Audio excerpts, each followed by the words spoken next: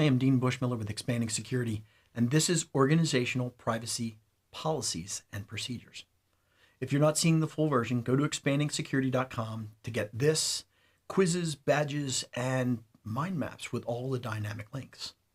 So let's get started.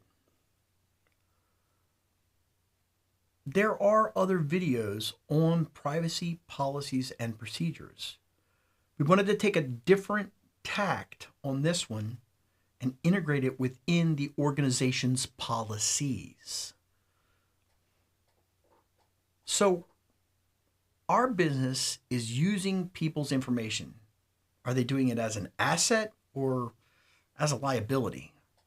Now, if they're doing it as an asset, then we need to be transparent and be valuable to the people themselves. If we're doing it as a liability, then we need to implement controls in order to protect that data. And they're exactly the same thing. We're just treating it differently within our organization. You might be asking that question to somebody in your organization. Okay, we are protecting an individual's confidentiality. It's all the individuals. It's the employees as well as the customers and the vendors that are out there. Our general perspective for this is a corporate liability issue.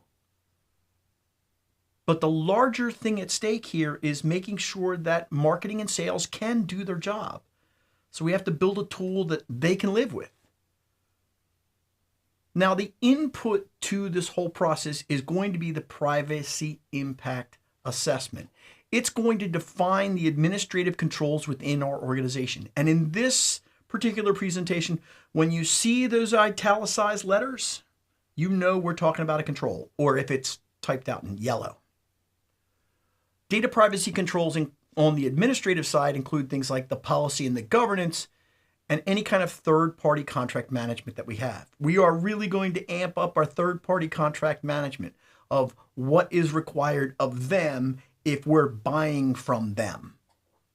On the technical side of things, a lot of our different policies are going to change because if we make these statements, we're making them publicly. So therefore, our access control has to change, our encryption and tokenization, our data handling, our auditing and monitoring has to change. And this is going to be a big impact on the organization. We're converting ourselves to a privacy-based organization for the good of our customers, mostly so that we don't get sued. So how do we do that? Well, we start off by finding the owner. Remember, the owner can't be assigned. It's going to be somebody who, in theory, could go to jail if they really did it wrong. But the owner is going to delegate to a privacy officer. We're going to figure out what laws and regulations in our particular industry that we are responsible for. We're going to either define the mission statement and the supporting policies, or we're going to redefine it in the context of privacy. We're going to assign roles to individuals within our organization. There are going to be three major roles that we pay attention to here: controller, processor, and custodian. Then we're going to create a security controls matrix that's going to map the policy to the controls, because we're going to have to update a lot of different controls in our organization. Identify the gaps is a standard practice that we would do. And then we'll create a plan of actions and milestones. How are we going to get this done? What time is it going to take us? How much money are we going to spend? And then we're going to execute all of this. Now, this is a big task that we're going to execute. I hope you'll join me for the entire presentation.